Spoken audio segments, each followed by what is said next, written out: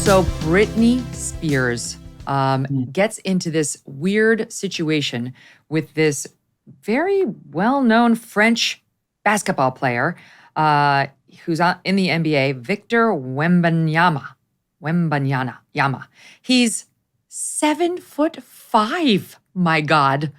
And she was his fan, and she recognized him. I mean, he's like a giant. It's tough. He's tough to miss. And he was walking through a Vegas hotel, I think going into a restaurant, and she saw him.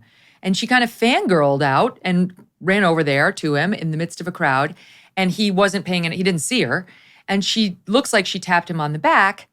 He now claims she grabbed his shoulder, and his security guard backhanded her. And here it is. Watch. Here she is. Watch. He doesn't even turn around. Let's play it again.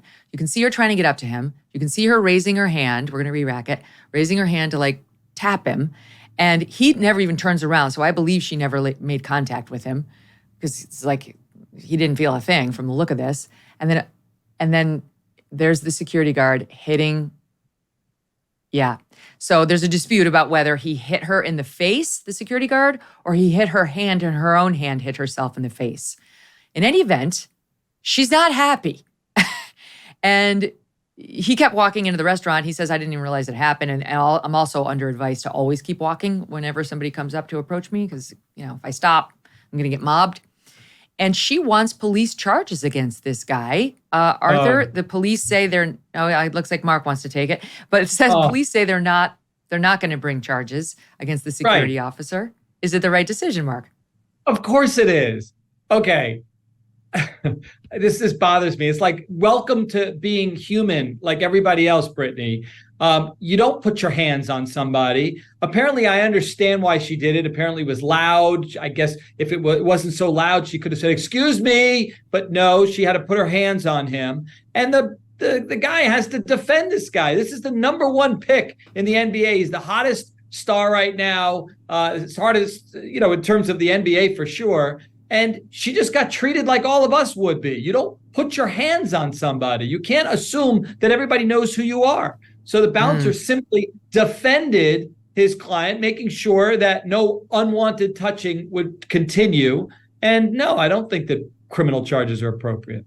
Arthur, one of the eyewitnesses, Brian Grajales, claimed that one of the points of confusion, because the security guard says he did not know it was Britney Spears, which would give you some context that this wasn't some lunatic. Well, that this wasn't some rando. I want to take that back. Trying to assault your client. But in any event, this eyewitness says that Britney Spears was using a faux British accent throughout the alleged incident. What's that and about? Could be heard yelling as she was escorted from the premises in a British accent. This is fucking America. I'm not very good at the faux British accent. No, you're not, Megyn. You're not. No, I can't do it. So you know what's interesting though, Megyn? When I read the article before I saw the video, when I read it, I was like, they're charging so many people for so many petty crimes, and when you read that she got slapped in the face, so when you're reading it, it seems like the guy turned around, looked at her, and smacked her in the face. Right. I was like, they're not going to charge this guy for that. I mean, that's assault 3 here in New York. That's open and closed kind of situation. But then when you actually see it, it almost looks like the bodyguard doesn't even see her. He just kind of puts his hand up to block her. And there's extreme, from a legal point of view, an extreme lack of intent. His intent there, it seems to be just to block her hand away from the guy who he's supposed to be guarding. And from his position, she could have a knife in her hand. She could have a taser in her hand. I mean, his whole job is to make sure he doesn't get touched. But again, when you're reading it and you hear Britney Spears say, no woman deserves to be hit under any circumstances, well, I'm certainly not going to disagree with that. But then when you actually see the video of what took place, there's no real intent to hit her in the face. I don't think there was intent, but it is an annoying bit of tape. I'm not saying she should have reached out to touch him, but she clearly did not have any malintent either. And she does make a decent point, Mark, when she writes, you don't think I know what it is to be mobbed?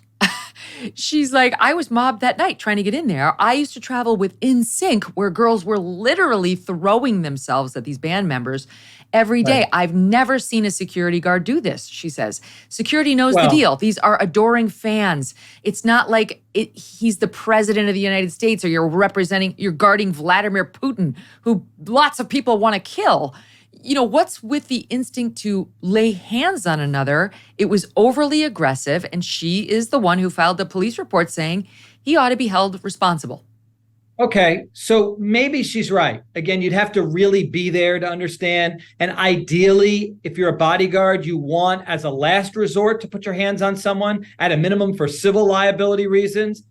But here's the thing. I would go over to her and say, well, listen, did you touch him, whether it was a tap or whether it was a grab? You touched him.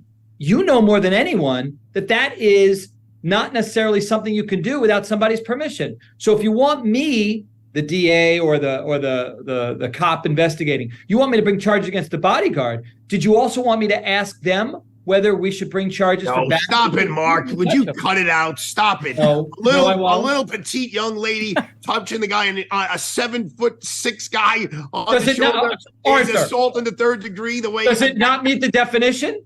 If he didn't want to be touched, does it? Yes or no? What are you charging him with? What are you charging him with? What is the touching? Battery. What's the charge? Battery, my friend.